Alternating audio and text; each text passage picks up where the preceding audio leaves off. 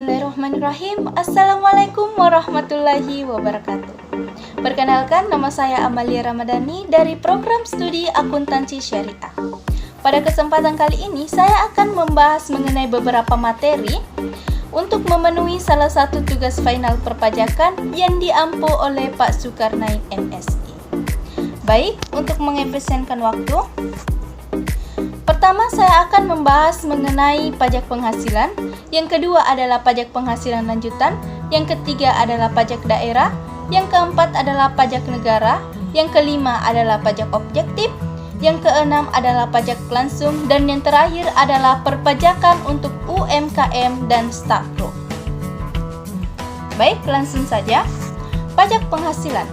Definisi pajak penghasilan atau PPH adalah pajak yang dibebankan atas suatu penghasilan yang diperoleh wajib pajak baik yang berasal dari Indonesia maupun dari luar negeri. Pajak penghasilan dibedakan menjadi beberapa kategori, yakni yang pertama adalah PPH yang dikenakan pada wajib pajak orang pribadi yang terbagi atas pegawai serta bukan pegawai maupun pengusaha.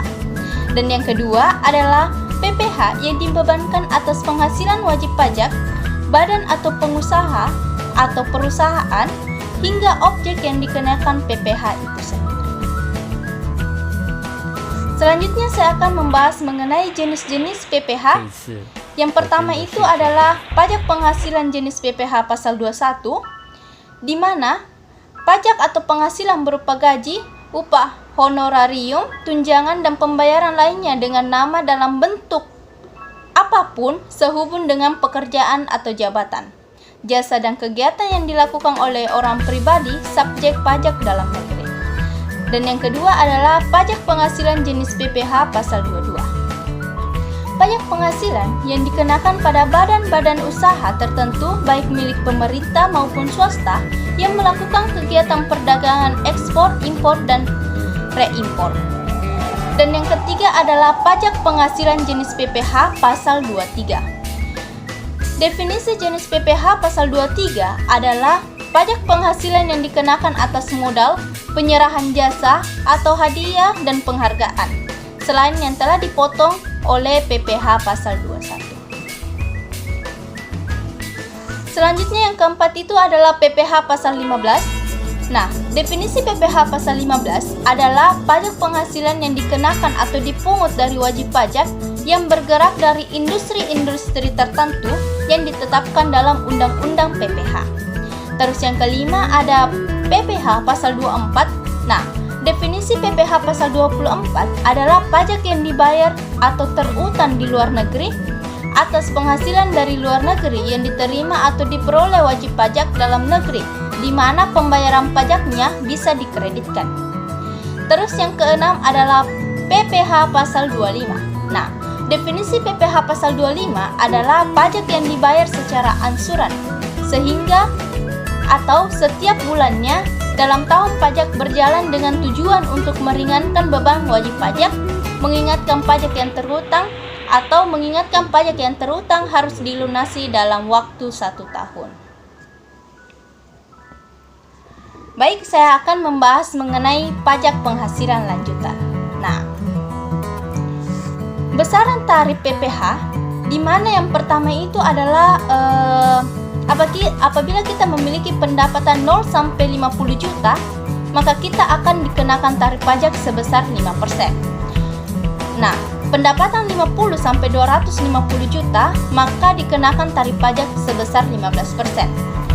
Pendapatan 250 sampai 500 juta, kita akan dikenakan tarif pajak sebesar 25%.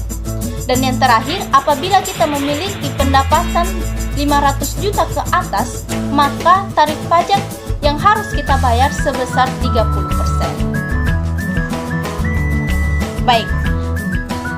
Baik, selanjutnya saya akan membahas mengenai pajak daerah. Apa itu pajak daerah? Nah, pajak daerah adalah kontribusi wajib kepada daerah yang bersifat memaksa berdasarkan undang-undang, tidak mendapatkan imbalan secara langsung dan digunakan untuk keperluan daerah bagi sebesar-besarnya kemakmuran rakyat, atau dipungut oleh daerah dan digunakan oleh daerah. Nah, adapun contoh dari pajak daerah yang pertama adalah pajak kendaraan bermotor, pajak reklame, pajak tontonan, pajak hiburan, pajak hotel, dan yang terakhir adalah pajak radio. Baik, adapun ciri-ciri pajak daerah. Nah, ciri-ciri pajak daerah yang membedakan dengan pajak pusat. Yang pertama itu adalah pajak daerah bisa berasal dari pajak asli daerah atau pajak pusat yang diserahkan ke daerah sebagai pajak daerah. Dan yang kedua adalah pajak daerah hanya dipungut di wilayah administrasi yang dikuasainya. Dan yang ketiga, pajak daerah digunakan untuk membiayai urusan pengeluaran untuk pembangunan dan pemerintahan daerah. Dan yang keempat adalah pajak daerah dipungut berdasarkan peraturan daerah atau perda dan undang-undang sehingga pajaknya dapat dipaksakan kepada subjek pajaknya. Terus, saya akan membahas mengenai jenis-jenis pajak daerah. Nah, yang pertama itu adalah pajak hotel. Penyediaan jasa penginapan dengan jumlah 10 kamar dan dikenakan pajak sebesar 10% dari omset. Dan yang kedua adalah pajak restoran, di mana pajak restoran ini adalah 10% dari omset. Dan yang ketiga adalah pajak hiburan, pajak reklame 25% dari sewa. Yang kelima adalah pajak penerangan jalan. Yang keenam adalah pajak parkir. Yang ketujuh adalah pajak sarang walet. Nah, dalam hal ini mendapatkan hasil maka dibayar pajak sebesar 10%. Dan yang terakhir adalah pajak bumi dan bangunan. Pajak pusat dan kewenangan diserahkan ke daerah. Itu adalah pajak bumi dan bangunan. Selanjutnya saya akan membahas mengenai pajak provinsi. Nah, pajak provinsi terdiri atas pajak kendaraan bermotor. Yang kedua adalah pajak bea balik nama kendaraan bermotor atau BBNKB. Yang ketiga adalah pajak bahan bakar kendaraan bermotor. Yang keempat adalah pajak air permukaan dan yang terakhir adalah pajak rokok. Nah, selanjutnya saya akan membahas mengenai pajak daerah. Pajak daerah atau pajak pusat merupakan pajak yang dipungut oleh pemerintah pusat dan digunakan untuk membiayai seluruh kebutuhan rumah tangga.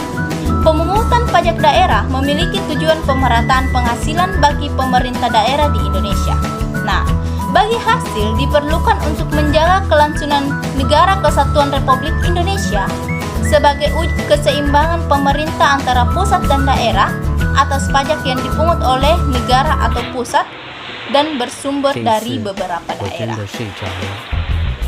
Selanjutnya adalah jenis-jenis pajak negara. Nah, pajak penghasilan PPH. Pajak penghasilan adalah pajak yang dibebankan pada penghasilan perseorangan, perusahaan, atau badan hukum lainnya. Yang kedua adalah pajak pertambahan nilai atau PPN. Nah, PPN merupakan pajak yang dikenakan atas setiap pertambahan nilai dari bahan atau jasa dalam peredaran dari produsen ke konsumen. Nah, adapun beberapa PPN di Indonesia menganut sistem tarif tunggal yaitu sebesar 10%. Bea materai. Nah, bea materai adalah pajak yang dikenakan atas dokumen-dokumen seperti surat perjanjian, akta notaris, kwitansi pembayaran, surat berharga, dan efek. Di mana dokumen-dokumen tersebut memuat jumlah uang atau nominal di atas jumlah tertentu sesuai dengan ketentuan perpajakan. Terus ada cukai. Nah, cukai adalah pungutan yang dilakukan oleh negara secara tidak langsung kepada konsumen yang menikmati atau menggunakan objek cukai.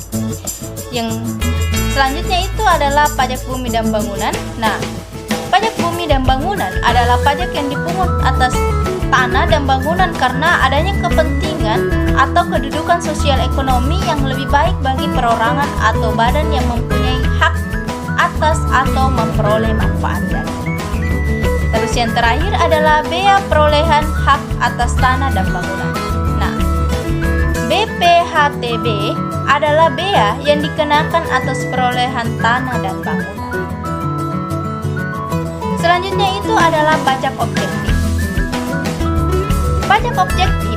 Pajak objektif sendiri merupakan jenis pajak yang tidak melihat kondisi dari wajib pajaknya, melainkan dilihat dari sifat objek pajaknya. Nah, contoh pajak objektif adalah pajak pertambahan nilai atau PPN, dari barang yang dikenakan pajak. Terus yang kedua adalah pajak bumi dan bangunan, serta pajak penjualan atas barang mewah. Nah, adapun pengertian dari pajak subjektif itu adalah pajak yang memperlihatkan kemampuan wajib pajak dalam menghasilkan pendapatan. Baik, selanjutnya saya akan membahas mengenai pajak langsung. Pajak langsung adalah pajak yang bebannya harus ditanggung sendiri oleh wajib pajak yang bersangkutan dan tidak dapat dialihkan kepada pihak lain. Dengan kata lain, pajak langsung harus dibayar sendiri oleh wajib pajak bersangkutan.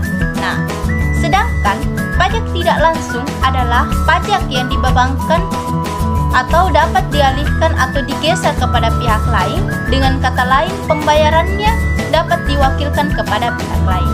Nah, pajak tidak langsung tidak memiliki surat ketetapan pajak, sehingga pengenaannya tidak dilakukan secara berkala, melainkan dikaitkan dengan tindakan perbuatan atas kejadian. Selanjutnya saya akan membahas mengenai pajak UMKM. Nah, yang pertama itu adalah konsep pajak UMKM. Menurut Peraturan Pemerintah Republik Indonesia Nomor 46 Tahun 2013, PPh final untuk pajak UKM adalah pajak atas penghasilan dari usaha yang diterima atau diperoleh wajib pajak yang memiliki peredaran bruto atau omset di bawah 4,8 miliar dalam setahun.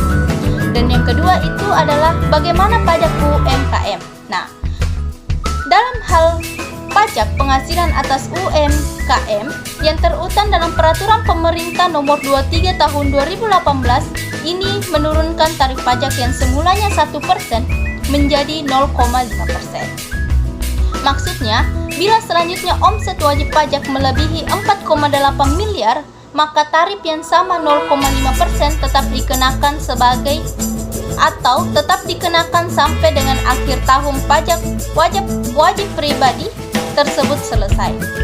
Terus yang ketiga adalah berapa persen pajak UMKM tahun 2021. Nah, pajak UMKM tahun 2021 sebesar 22% untuk tahun pajak tahun 2020 dan tahun 2021. Sedangkan 20% itu untuk memulai tahun pajak pada tahun 2022. Baik, mungkin itulah beberapa materi yang dapat saya sampaikan. Sekian dari saya. Wassalamualaikum warahmatullahi wabarakatuh.